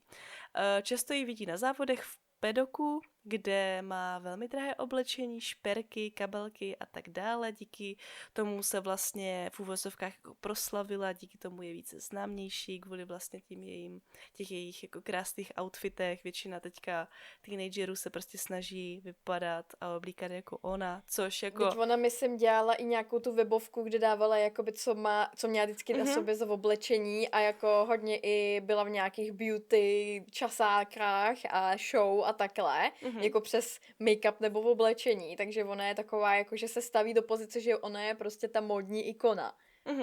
Jako takhle, za sebe musím říct, že mi se její outfity jako hrozně líbí. Jako, já ji taky třeba, ne, že vnímám úplně nějakou outfit prostě ikonu, to jakože vůbec ne, ale jako ráda se třeba inspiruju, že třeba, líbí se mi třeba teďka kousky takové, které bych si třeba v životě předtím jakoby nekoupila. Víš? A jako to mě baví, jakože mít takový ten jináčí pohled na tu módu, to mi přijde fajn. No a lidi teda jakoby, když vlastně ne, že říkají, jako, že je teda bohatá, tak si myslí, že by to pro ní teda neměl být problém zaplatit ty umělce, že jo? Když má na to ty prostředky, tak by tam neměl být problém. A když vlastně založí nadaci, která má pomáhat lidem, tak podle kritiku nedává smysl, aby pak jako říkala umělcům něco takového. No jasně, no. Tak, proto to někteří potom označují za takovou spíš předváděcí charitu, kde jde víc o image než o skutečnou podporu. Což jako jak říkám, nevím úplně, jako chápu, že to tak jako někteří lidi vnímají. Pokud jako je do toho, pokud ten člověk do toho zabředává fakt jako do hloubky a ví jako všechny ty informace a pak mu to potom fakt jako připadá, že to je nějaká ta image, tak to chápu. Takhle jako z toho laického pohledu je to asi takové jako obyčno. No, Jenom jsem tady tak rychle jako vyhledala, že podle nějakých zdrojů, který samozřejmě nemám úplně extra ověřený, jo, ale jako odhaduje se prej její jako personal net worth na přibližně $2 miliony. Což není úplně jak zahození, teda. Takže to není vůbec málo. No to není vůbec. Myslím si, že by to určitě pokrylo jako ty umělce. Mohlo by to pokrýt i to vstup některých stájí do formule. Si vydal, no? Na sezónu. A vlastně dostalo se to už do takového bodu, kdy lidé se do její nadace začali regulérně rýpat a hledat právní a finanční nesrovnalosti. Jo, takže... To se dalo čekat, jako upřímně. Jako jak kdybych dělala na její pozici něco takového, tak první co, tak to budu řešit s právníkama. No jasně. Než jenom tak, že to vyhodím do éteru, jako. To určitě. Lidé na sítích upozorňují na to, že nadace Corazones Unidos, doufám, že jsem to přečetla dobře, protože španělsky ani tak jako neumím vůbec. Zdělal to španělsky, tak dobrý. Děkuji. Není registrovaná u mexického daňového úřadu SAT. Hele, tyjo, ta Střední Amerika a daně, to je pěkný problém, co? Jakože takhle, zrovna u Alexandry, která má fakt jakoby velké povědomí. Tudíž jako o té její nadaci se bude hodně mluvit. Tak tam bych asi doporučovala, aby jako tohle měla nějak jako více ošefený, no. Každopádně, když teda nemáte tohle, jako když nejste teda registrovaní u mexického daňového úřadu, tak je to v Mexiku docela velký problém, protože každá legitimní neziskovka musí mít své identifikační číslo, takzvané RFC. A bez toho nemůže nadace v Mexiku legálně fungovat a nemůže tam mít bankovní účet a dárci si nemohou odečíst dary z daní. Takže to je jakoby celkem průser, no. V komentářích se píše, že je to vtipné, ale ne tím jako dobrým způsobem. Protože nadace, která se tváří jako velký projekt pro Mexiko, tam vlastně oficiálně neexistuje. A místo toho je vedená nejen jako fond pod jinou velkou nadací v Belgii. A to potom jako vyvolává podezření, že celý projekt slouží spíše k odpisům daní v Evropě, než ke skutečným pomocí přímo v Mexiku. No jako to tak zní, no. Jako. Každopádně to není úplně Pokud všechno. vím, tak Belgie by měla být taky, myslím, daňový ráj. Aktuálně oblíbený. Dávalo mi to všechno smysl, jako zapadá to do sebe, to neříkám, že ne. Ovšem, to není jakoby jeden problém, tady je víc těch problémů, nebo co si jako lidi myslí. Další věc, která lidem nesedí, je sekce Allianz, jako partnerství na jejich webu. Nadace tam sice píše, jak hrdě spolupracuje s učiteli a místními vládami, ale kritici si všímají, že nikde není uvedeno jediné konkrétní jméno, instituce nebo město. Takže to teda působí tak nějak, jako že si tyhle spolupráce prostě vymysleli, aby vypadaly jako důležitě, no. Nebo aspoň dobrý, no. tak to jako trošku zní, no. Každopádně, dámy a pánové, my tady nekončíme. Jak jinak. Takže celkově prostě tyhle příspěvky shrnují pocit, že je to celé jenom tak jako na oko. A jeden z uživatelů to trefně uzavírá tím, že je jako šílené, jak si Alexandra tímto nepromyšleným a odfláknutým vlastně projektem úplně ničí svou jako budovanou image prostě jako nějaké té jako slečny dokonalé nebo neslečny dokonalé No, a jasně, takové no. té jakoby ikony, když to takhle jako blbě řeknu. No a ještě taková jako jedna z mála věcí, tak aby toho nebylo málo, tak lidé ji taky vlastně osočují, že vlastně to logo nevytvořila ona nebo nějací jako projektanti, ale i jáčko. Tyjo, tak když to má být jako i přes umělecké věci a ona sama prostě jako, že má být umělkyně, tak kurně logo spíchneš. Já si taky myslím, že to už je spíš takové jako píchnutí, jakoby, tak jako chápeš, aby se jako neřeklo, že ještě jí tam trošičku jako přiložíme oheň, jako do toho krbu. Ale jako prostě Oheň do to krbu, co jsem stihneš, to to řekla. zvládneš prostě jako načrtnout a nazdar. Jako to logo nevypadá nějak jako moc složitě. Já si myslím, že ona ho vytvořila, jenom víš co. No, ale když se vlastně o tomhle začalo více mluvit a lidé se začali teda více šťourat, tak se zveřejnilo to, že se vlastně Charles a Alexandra vzali. Tak. Tyjo, najednou z ničeho nic. Nikdo o tom předtím neslyšel, jenom jsme věděli, že jsou zasnoubený, tyjo, a najednou z ničeho nic, když se tohle řeší, tak najednou svatba. Přesně tak, A jako, je to tu. Jako, jestli vám to přijde, jako, že to bylo nějaký jako taktický move, tak jako nejste jediní. Myslím, že my s Barčou si to myslíme taky a další jako populace lidstva taky.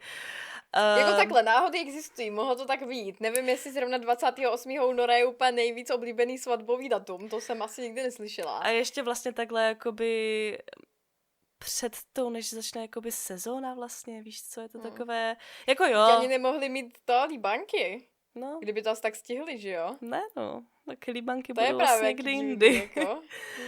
Takže vlastně byl to asi, nebo možná nikdo jakoby neví, že jestli to byl teda nějaký ten taktický move, aby se spíš mluvilo o té svatbě, aby se vlastně ta nadace tak jako trošičku zametla po ten koberec. Ale aby jsme tady nemluvili vlastně jenom negativně, vlastně ty fotky a videa, co byly zveřejněny ze svatby, tak jako za mě byly krásné, nádherné. Alexandra byla... Hlavně ten pejsek. Leo klasicky figuroval všude i na dortu. Jo, svatební pes, prostě nejlepší. Měl i mini smoking. Každopádně Alex byla fakt krásná nevěsta, šaty měla úplně nádherné, myslím si, že to byla fakt jako svatba z pohádky a že vypadalo, jak kdyby se prostě vzali princ s princeznou, bylo to fakt jakoby krásné.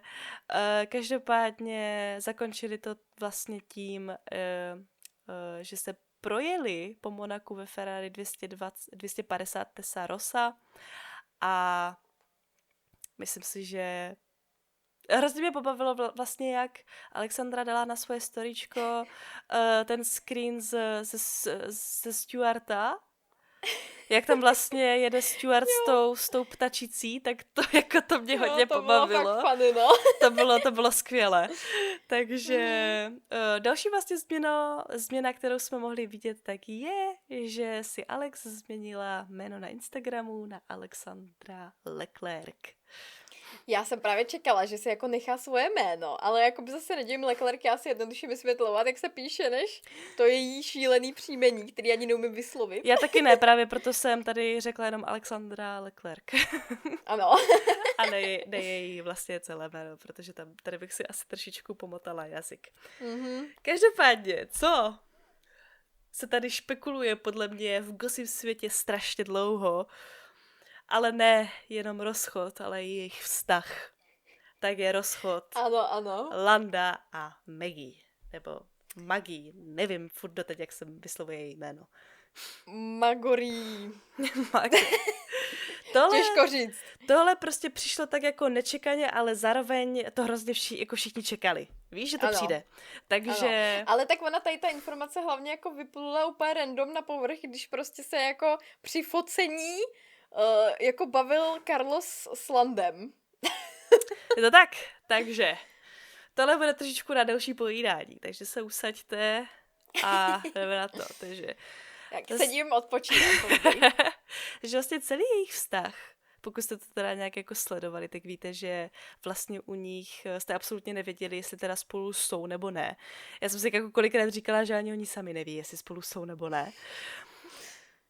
Každopádně nebudeme tady jenom úplně... Jakoby, abychom se vrátili časem jenom, tak jako byly chvíle, kdy ona prostě jako někde týzovala na sociálních sítích, že jsou spolu a on mezi tím prostě na jako Media Day před formulem někde prostě na pódiu řekl, že není zadanej a že kdyby byl, takže by chtěl, aby jako měli spolu psa prostě a ona by ho hlídala. Jo. Jako... Maggie je hodně známa tím, že hintuje vlastně všechno, co může, aby vlastně to vypadalo, že teda jako spolu s Landem jsou. Těžko říct teda, jestli teda spolu furt jsou nebo Jako ne. já chápu do určité míry hintování, ale některý lidi prostě to očividně extrémně přehánějí. A ona je právě jedna z nich. Ona a Pietra. Ale my máme takovýhle lidi i v Česku prostě a potom jakoby ty influenceři jim něco napíšou prostě pod obrázek, jakože že to úplně není v pohodě, že něco hintujou o nich a takhle. A... No to tady nebudeme rozebírat. No, všechno to začalo právě teda, když se Carlos s Landem teda povídali. A podle lidí, kteří teda umí nějak jako odezírat zertu, tomu bych taky jakože úplně nevěřila, ale... Když jsem viděla některé ty záběry, tak ono to tam i bylo slyšet. Já se k tomu, jo, já to tady právě mám, no. Tak vlastně ti, co odezírají zertu, došli teda k názoru k tomu, že Carlos se Landa teda asi jako ptal teda, jestli je všechno jako mezi nima v pohodě. A Lando jako vrtil hlavou, že je jako konec, že it's over, man, jako chápeš prostě. A abyste se nedivili, tak Carlos s Landem mají už jako od doby, co spolu byli v jednom týmu, tak právě mají velmi, velmi blízký vztah, jako on je i zvaný na večeře s Carlosovou rodinou a takhle, Lando, takže... Jako myslím si, že bylo už třeba hodně videí, kde prostě se třeba ptali, jakože kdo je to největší jako duo, co prostě nikdo jako nepřekoná a skoro jako většina lidí prostě řeklo Carlos a Lando. Že to je prostě jakoby dvojka, takže to fakt jako jsou besties prostě. No a Carlos mu teda na to jakoby odvětil, takže jakože single man. A Lando jakože kýval, jakože jo, že zakýval a zahyhněl se prostě, to je klasické hyhňání prostě. Na nějakých záznamech teda, kdy se lidi snažili vlastně ty hlasy nějak jako zhlasitit, aby se tam fakt jakoby teda šlo slyšet, jestli to teda říká nebo ne, tak se opravdu o tom jako bavili, že fakt tam zaznělo její jméno a fakt jakoby tam mluvili o tom, o čem jakoby se fakt jako bavili, což je jakoby wild, že to prostě... A to nebylo hlavně jako jediná věc, potom to vlastně i řekl fotograf vlastně jako úplně hotovou věc, prostě do éteru na sociálních sítě. Jako jo, hodně lidí právě, že jako říkalo, že proč by to takhle říkali jako na kameru, když jsou ještě tak jako, oni museli vidět tu kameru, no jo, jenže kamera má takový jako strašně super jako vlastnost, takovou jako schopnost a to je to, že to dokážete jako přiblížit třeba. A hlavně byla to prostě setup, kde se prostě jako fotili na ty úvodní fotky do formule. Tam bylo podle mě tak 50 různých kamer. To jako neřeší, že si je něco zapnutýho, vypnutýho. A hlavně to bylo podle mě jako i po dlouhé době, co se ti dva zrovna viděli. Víš co? Právě. Takže prostě podle mě oni byli prostě takové ty drbny, co si prostě museli všechno povědět, víš co? Samozřejmě. Což prostě já absolutně chápu. No, každopádně v ten samý den, nebo den na to, Kim Il-man, což je fotograf, který je známý trošku i tím, že expozuje něco, co vlastně se ještě neví, ale je to vlastně taky i fotograf v padoku, který velice rád minulým rokem vlastně Maggie fotil a vlastně už jako prezentoval vlastně tomu světu, jakože to je Landova přítelkyně, i když ti dva absolutně nic jakoby neřekli, že teda jsou spolu nebo ne, tak ten vlastně potvrdil. Nebo takhle, my jsme vlastně jediný, co jsme dostali, jako že teda asi jsou spolu, bylo to, že si někde dali pusu jako párkrát, no. To bylo jediný, jak jsme se vlastně nedozvěděli nic jako o Fiko, víš co? To jako by ne, no, ale tak jako nazval už ji potom jako přítelkyni, když to bylo takové jako, to bylo také lehké zaváhání, že mám to říct, nemám to říct. To hodně nevím kdy, protože já vždycky vím, že on všude říkal jakože rodina. No to bylo úplně na konci, jak vyhrál šampiona, tak se ho ptali, že vidím, že tady máš přítelkyni a on, jo, mám tady přítelkyni. Víš, jakože, že teda... Jo. No, tak vlastně ten Kim Il-man vlastně potvrdil, že spekulace o rozchodu Landa a Maggie je pravdivý. Jo, ovšem, nejvtipnější na tom je to, že on tohle video potom smazal. PR tým zavolal asi. Teď jsem chtěla říct, že těžko říct, jestli ten PR tým Landa nebo někoho zafungoval a Kim to musel prostě odstranit to video, těžko říct. Každopádně, kdo tenhle nevztah jako sleduje, tak ví, že už od začátku je to strašný cirkus. To, jako mi už kolikrát z toho, jako ne že zle, ale už jsem z toho jakoby unavená. Jakoby, já už to nečtu, jo, vůbec. Já jsem si to teďka jako přečetla, jenom abych tak jako měla něco do videa, jo, ale to je strašný cirkus. Protože pár dní na to, kdy tyhle spekulace jako vypluly teda na povrch, tak Maggie přidala fotky na Instagram a Lando je lajkl. Samozřejmě, už jsme tady hodněkrát říkali, že lajky jakože nic neznamenají, ale... Hlavně je otázka, jaký jestli vůbec má ten účet pod kontrolou fakt ten člověk, že jo? Protože jako víme, že některý stáje vyloženě seberou ty účty těm lidem a prostě postou tam věci za ně, no. To bylo přesně, to, co teďka říkáš, tak se stalo právě Landovi, kdy oni měli jakože měli tiskovku a jak máš tam ty vlastně ty kamery, oni přijdou ti jezdci za tebou, ty jim děláš, prostě dáváš otázky a za tebou je ten tvůj PR manažer, že jo? A Lando tam přišel prostě jenom s tou flaškou a v tu chvíli, kdy on dělal rozhovor, tak Maggie přidala fotku a pod tou fotkou z čisté náhody objevil Landův komentář.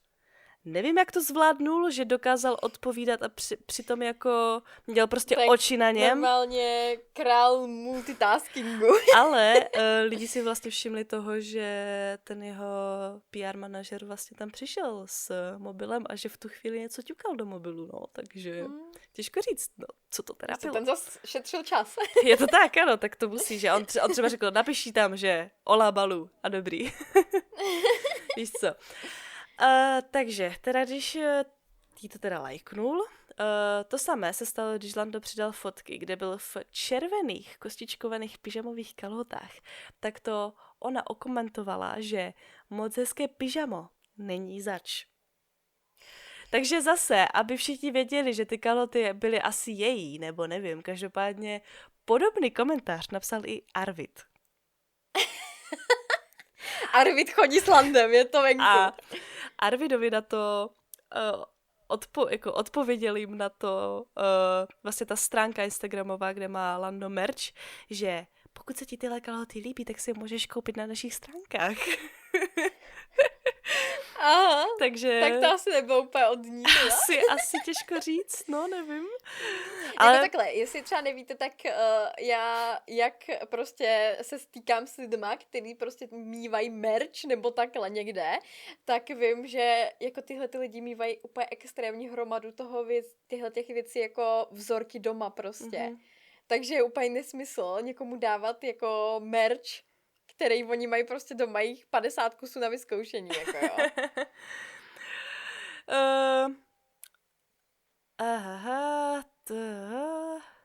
Samozřejmě by to nebyla ona, kdyby nehintla něco navíc a později na svoje storíčko přidala fotku v zrcadle, kde na posteli za ní ležely velice podobné kalhoty, jako měl právě Lando na sobě, jako v té fotce. Jako chápete tu spojitost, jako doufám. Jako jo, dělá to jako na jednu stranu chytře, na druhou stranu strašně otravně. Ne tak moc, strašně protože otravně. ono jakoby, ano, jsou způsoby, jak bejt prostě v tom povědomí, jak prostě furt hintovat něco, jak prostě furt někde do něčeho píchat, ale zas na druhou stranu ty se tím tvoříš i ty lidi, kteří prostě jsou tebou absolutně otrávený a úplně tě začínají nesnášet jenom to, že vidějí prostě někde kus tvojí osobnosti, čehokoliv. Prostě jakože na jednu stranu člověk ví, jak by mohl být prostě mega známý na sociálních sítích, na druhou stranu to nebudeš dělat, protože nechceš mít prostě death threats v Messengeru prostě. Přesně, no ale tím hintováním ještě nekončíme. Když byl Lando v Anglii, to bylo vlastně teďka nedávno někdy, a přidal tam to storíčko takových těch typických britských domečků, tak Maggie ho nemohla nechat v tom a po nějaké době zveřejnila velice podobnou fotku podobných, neli stejných domečků. No jo, Anže, tady u toho to je zase druhá otázka. Jestli tam není přímo vyfocená, tak už víme, že její nejlepší kámoška byla chycena už několikrát u toho, že prostě postovala fotky, které ukradla z Pinterestu. Ano, to je pravda, ano. Takže tak, jako no. No, Podle nějakého placeného článku se tam údajně Landa ptali na rozchod, ale ten na to odpověděl stylem, že to je vlastně jeho osobní život a že si ho chce nechat soukromí, což jako chápeme, ale prosím, když tak Jakoby to... na jednu stranu sice krásně řekneš, chci si nechat soukromý život. No dobře, ale tak se teda v tom případě nescházejte v padoku. No, já jsem chtěla říct, že jestli to chceš teda soukromě, tak to prosím jako vyříti svoji teda přítelkyni, ať nehintuje tak často a lidi budou PR spokojení. týmu, jako. Přesně tak. Každopádně to už jsme tady taky jednou říkali v podcastu, že vlastně bývalá PR manažerka Landa sledovala gossip stránky. Jo, a že vždycky, když se tam něco řešilo, tak najednou z ničeho nic se to Co to vyřešilo stalo? i na sociálních sítích. Jo, že to bylo prostě, jako bylo to vtipné, no, někdy mě to fakt jako bavilo. Co ale úplně jako nechápu, je, že Lando dělal nějakou oslavu za poděkování těm, kteří při něm prostě stáli, kteří ho podporovali. Byla tam vlastně jeho rodina, jeho kamarádi, jeho manažeři, ale jeho údajná přítelkyně tam nebyla. Což je jako celkem zvláštní, ale ještě zde nekončíme. No mě nejvíc bavilo, když nebyla na těch oslavách po tom titulu, což jako chápu, ale na druhou stranu, když jsi někdy úplně v háji a tvůj týpek tam je v náručí jinýho týpka a tam hladí po vlasech, tak to bylo velmi wild. Ale já jako. mám pocit, že ona tam byla snad. No někde tam v pozadí údajně bejvala, no, ale jakože... Ale byla tam, no, takže pohoda. No, potom, co se teda zveřejnilo video, kde to Lando říká jako Carlosovi, se začaly objevovat, že Lando prostě začal lajkovat instagramové posty slečen, které byly třeba jako v plavkách nebo jako tak jako odhalenější. A když si toho Počkej, to je mastermind, já jsem na to teď přišla. Povídej. To je mastermind. Teď přece ta Magui má tu značku těch plavek. Cebido, ty jsi to teďka vymyslela, hej. To je big brain move. To byly ty plavky prostě a teďka budou všude po internetu. Cipido, hej, ty jsi to ale vymyslela teďka. Já si myslím, že to nikoho nedá. Ty bido, pěkně. No ale počkej, tady ti to možná úplně trošku neštivuje. No tak povídej, vyvrať mi to. Protože když si toho vlastně lidi začali jako všímat, tak ten Lando Flag záhadně zmizel. Aha, takže ten tam asi neměl být. Asi ne úplně, no. Ale... A nebo víš co, on má nějakého týpka jako PR manažera a on prostě lajkuje typkám fotky a pak si uvědomil, Landův profil.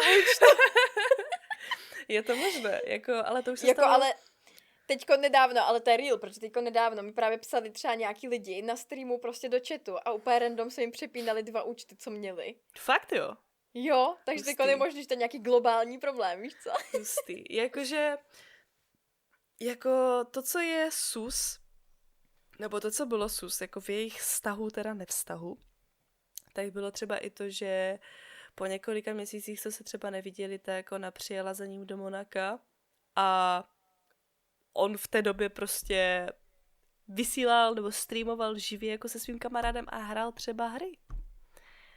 Což jakoby nevím úplně. Hele, a nebyla tam i nějaká situace, teďko nevím, jestli kecám, jo, protože já mám pocit, že jsem to někde jenom zahlídla, že se řešilo, že ona se vyfotila, jakože dostala nějaký kytky a čokoládu a on během toho ani nemohl stihnout se s ní vidět, nebo něco takového, že to muselo být nějak mezi tím, že on byl celou dobu online, nebo někde a ona mezi tím jakoby prej přiletěla a dostala údajně jeho kytky a čokoládu a on přitom celou dobu byl někde jako vidět. Něco takovýho. Pamatuju si situaci, kdy byl myslím snad Valentín a ona jako přiletěla za ním a ona se potom jakoby vyfotila, že za sebou měla snad kytky nebo něco. Jenže v tu dobu v Monaku u nějaké kavárny byl jakoby nějaká květinková stěna. A lidi si právě všimli, že tam jsou úplně stejné květiny, jako ona se fotila. No, jenže potom ona tady tohle chtěla vyvrátit, tak potom dala prostě post, ve kterém byla vyfocená ona s nějakýma kytkama a šli tam vidět jakoby okna nebo něco. Samozřejmě lidi se toho chytli a začali úplně zkoumat, jestli to jsou Landovy okna, jestli to nejsou Landovy okna, víš, a nevím. Jako ty lidi jsou úplně FBI agenti normálně. Já nechápu, čeho oni si dokážou všimnout. To je Viď? jako... To je úplně šílený. Wild, jako, to je brutál.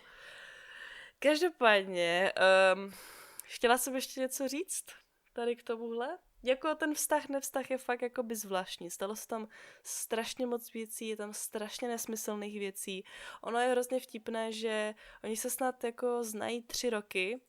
3 roky vlastně ta jejich situace byla úplně stejná, že kdykoliv byli spolu vidění, tak Lando šel kilometr před ní, ona šla za ním, pomalu se na sebe ani nepodívali. Ona vlastně většinou času vždycky, když byli spolu, tak sledovala gossip stránky. A pak Jestli vlastně, tam jsou vidět spolu, no. a pak vlastně, když spolu byli na Ibize, nebo kde to byli, tak najednou tam byly paparazzi, fotky strašně kvalitní, jak se objímají. A bylo to hrozně sus, jako nevím. Ne, tak jako oni tam, jako nevíme nic vlastně. Ono jakoby reálně by to mohlo být prostě jako, že ona chce mít cloud a on chce mít pokoj prostě od vztahových blbostí, víš co?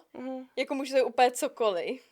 Jako je celkem vtipné, jestli je to teda nějaký PR move, takže vlastně vybrali nějakou holčinu, která je vlastně ve stejné firmě, jako je Landova ex. Takže asi stačí jenom, když půjdete do té firmy a možná můžete být jako přítelkyně jako formulového jezdce. Nebo aspoň takhle mi to trošku evokuje, protože jako mi neříkej, ale že tak prostě... jako to taky může být náhoda, protože zase jako mezi českýma streamerama tak byl takový mím, že si streameři vybírali právě jako partnerky z Medbonku, takže je to možné. To je úplně Je to možné, neříkám, že ne. Každopádně jenom je to takové jako že sus trošku, no. Jako ono to je celý sus už prostě tím, že on na jednu stranu ti řekne někde, že nemá přítelkyni, ona ti furt hintuje teda, že jsou spolu, on potom prostě řekne, že to chce, aby to bylo private, potom ona furt je na všech velkých cenách, kde je zrovna Netflix. No, je to prostě hrozně nekonzistentní, no. Je, a já bych hrozně chtěla, abych si normálně třeba sedla s tím Landem a on by mi řekl, on by to tam vysodil všechno. Já bych to tak strašně moc chtěla, protože jako to si myslím, že to by byl teprve spill the tea, tyjo. No, a člověk by to ani nepotřeboval zveřejnit. Prostě ne, já bych to jenom... člověk rád pro zajímavost věděl. Přesně, prostě. Já bych to prostě potřebovala jenom pro svoje soukromé potřeby, abych prostě věděla, víš co. Každopádně, ode mě je to všechno z tohohle gossip jako soudku, ale zakončila bych to ještě, jelikož nám začíná krásně sezona, takže je to ideální proto si říct top 5 jezdců letos. Jak myslíš, že to skončí? No. Máš nějaké tipy? Top 5, jo, to je kurňa hodně. Dáme top 5. Já jsem radši ani jako nezačala doufat, takže upřímně řečeno, teď si to vycucávám z prstu, jo. Ale tak jako jasně, že bych chtěla, aby to číslo 1 byl Charles Leclerc a hnedka v patách mu byl ten Max Verstappen, no, jako, to by se mi líbilo velmi. No a další 3? Další 3 už jsou větší problém, tyjo. Stej otevřu grid, tyjo, počkej. To je dobrý nápad, to udělám taky, no. No tak Alpine ten úplně můžem zapomenout, to nic. Aston Martin očividně nějaký můžem úplně zapomenout, to taky nic. Líbilo by se mi, kdyby v té top 5 tam byl Hülkenberg. Jaju, to by bylo se mi líbilo. To by bylo pěkný. To by se mi moc líbilo. Potom by tam mohl být Carlos. To by se mi taky velmi líbilo. A potom... Tyjo, víš, co by se mi líbilo? No. Líbilo by se mi, kdyby tam byl Ocon. Ale jo, jako je... Sice to je absolutně nerealistické, ale hrozně by se mi to líbilo. Nikdy nevíš. Nikdy nevíš. Stát se může všechno. Máme tam i nového nováčka a staré nováčky, který taky můžou zamíchat kartama, prostě může se stát úplně všechno. A jak řekl Max, většinou se to stane. Každopádně mojich top 5. Já jsem trošku jakoby na vážkách s prvním a druhým místem. Jakoby... No, tak to se divím upřímně. Já myslela, že tvoje jednička je jasná. Ne, ale tak Lando už je jednička, to už mi stačí. Jako popravdě, jakoby nechci úplně ho nějak jakoby stahovat jakoby dolů, ale myslím si, že letos to úplně jakoby nevidím, jakoby. Že by se stal jako dvojnásobným Na šampionem. McLareny to nevidíš? No, na Landa to jakoby nevidím. Oscarovi věříš, Oscarovi... jo? Tak ty má teďkon závodní účest. Oscar... Cipido! Tam mi ani nemluv, já jsem to viděla, já si říkám... A jak ho dali do toho úvodního i do ty znělky s těma dlouhýma vlasama. No, jako pecičkový, no každopádně, počkej, já jsem se do toho... Hele, ale víš co, já jsem normálně našla, že někdo udělal graf toho, jak dlouho je kdo v úvodní znělce, jo? Fakt jo? A kdo tam je nejdýl? Prosím tě, ku podivu, nebo ne ku podivu, ale úplně nejdýl, tam je Max Verstappen s 3,1 vteřinami. A hned v závěsu za ním je Valtteri Bottas s 2,9 vteřinami. Cipido, tak to bych nečekala zrovna. Já jsem čekala, že jako nejdelší tam bude ještě jako Charles. Myslím, že nejkratší dobu tam jsou společně Isaac Hadjar a Alexander Albon. Víš, kdo se mi tam 1,1 vteřiny. Víš, kdo se mi tam hrozně líbí, tak je Kimi. Jak tam má prostě ten znak jako... Jo, no. Víš co, oni zakázali udělat prostě Georgeovi ten meme s tou pouzou. Škoda. Tak prostě místo toho udělal Kimi ten meme prostě. Oh. No, každopádně, jako Lando je jako furt jako můj number one, jo, ale takhle, já jsem se dostala do toho bodu, kdy teďka jakoby fandím jako všem, že budu ráda, když jako vyhrajou jakože všichni. Jako u Strolla by mě to jako celkem, jako, no, chápeme se, nebudeme tam zapředávat do tady téhle. Ne, víš co? Já to tady rozvířím. Víš co? No, povídej. Víš co? Povídej. Mě by strašně, ale strašně vytočilo, kdyby to vyhrál Colapinto. No, tak to si jakože rozvířila, takže si mě teďka jako dostala tady tímhle trošku, no. Nebudu ti úplně... Víš co? Ne. Já doufám, že to vyhraje Checo Perez. Ne, to jsem teďka řekla jako ze srandy, jo, to ne. Ale co Valtteri Bottas? Ty jo, no. Ne, dobré, takže já už se k tomu dostanu, bo tady budeme jako hodit dlouho. Takže, já se furt rozhoduju mezi dvěma. No. Víš co, já si trošičku vyhodím z kopítka teďka. Nestyď se, hoď to tam do placu, dělej. Já se nestydím, ale já teďka fakt nevím, já jsem úplně na váškách, to je pade na pade. Víš co, já dám, hrozně bych si přála, aby tam byl George Russell na prvním místě. No. To jsem ti vůbec teďka radost určitě neudělala, ale to mi nevadí, to mi to udělalo radost. Moc, no. Jako druhého bych viděla Maxe Verstappena. A tady se... O Georgeovi Maxe. A já ti říkám, že já se tady rozhoduju mezi těma dvěma. Ty mogo. Ne, já jsem schválně George přeskočila, upřímně. Ne, jako takhle, víš, já jsem tam dala George z toho důvodu, protože Max už vyhrál titul. On už ví, jak je to. Ale může vyhrát další. No může, a mě by to nevadilo. Chápeš jako co, jak kam tím mířím. Takže... Kdybych mohla, tak bych dala prostě Georgie a Verstappena na první místo, je to úplně random, ale chápeme se. Takže mám první dva. No jako takhle, já jenom k tomu chci hodit takovou malou informačku. Pokud vím, tak posledně, kdy na pódiu stáli 3 jezdci, kteří nikdy nevyhráli šampionát, tak bylo v roce 2024. No, nedávno, no. Takže... Co není může a být. byl mezi nimi právě George Russell. No, říkám, co není může být. Takže. Dobře, dáme George, dáme Maxe. A byl tam Oscar a Charles. A já teď nevím, který to byl kurňa pódium, protože si to nemůžu vzpomenout. No, a víš, co je nejhorší? No.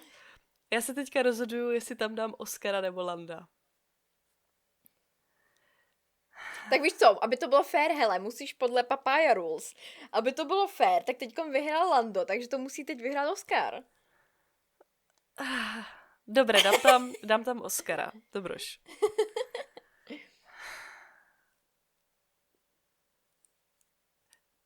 Víš co, já tam vůbec Landa nebudu dávat. Dám tam Leclerca. L jako L? A hrozně by se mi líbilo, kdyby pátý byl Antonelli. Ty jo, ale nad ním jsem taky přemýšlela, doslova. Takže to je totálně top 5, totálně random. Jo. Tak já jsem taky nahodila úplně random, že? To je jako, ale Ocon ten by se mi tam taky líbil, no. Ale to, že jsem tam nedala Landa, tak to je jako poprvé, jo, no. Já jsem ho někam nedala, no, ale tak jako všechno jednou poprvé, že jo, jak se říká. No jasně, no. Já ti nevím, ale připadá mi trošičku symetrický, jak u Cadillacu mají 11 a 77 čísla, jak u Ferrari mají 16 44, jak u McLarenu mají 1,81. A ještě mají u Red Bull Racing mají 3 a 6, že jo? To je top, ale. To je úplně symetrické. Oni tam měli vymyšlené. Každopádně. Se nám taky určitě můžete do komentářů zmínit vašich top 5 jako jezdců, co byste třeba fakt jako rádi viděli do top 5. Rozhodně budeme rádi, i když nám tam napíšete třeba, jestli jsme něco zapomněli zmínit, protože fakt za tu pauzu se toho stalo úplně mraky a to buď to, co se týče vývoje jezdců, inženýrů, techniků nebo drbů, takže klidně se s námi podělte, jestli jste něco chytli, co my ne. A my teda se pokusíme tohleto okamžitě sestříhat, teda říkám my, ale budu to dělat já, každopádně. Vůbec se na to netěším, vůbec to nestíhám, ale my to nestíháme tady ten víkend ani jedna, což je úplně perfektní. Každopádně doufám, že tady to video vyšlo předtím, než se jel závod. A když tak se na nás těšte ještě na debriefing, který doufejme... Stihnu se stříhat já zase. Jo, který doufejme vyjde snad začátkem týdne. Doufejme, že ho zvládneme natočit v neděli. Takže doufám, že jste tady s námi vydrželi až do teďka. Jestli ano, tak nám můžete poslat pusínku do komentářů. A my se na vás budeme těšit příště. Děkujeme za pozornost a čau. Co? Mějte se hezky. Jsem chtěla říct nazdárek, ale to mi potom nevyšlo. Jo, tak čau. Čus.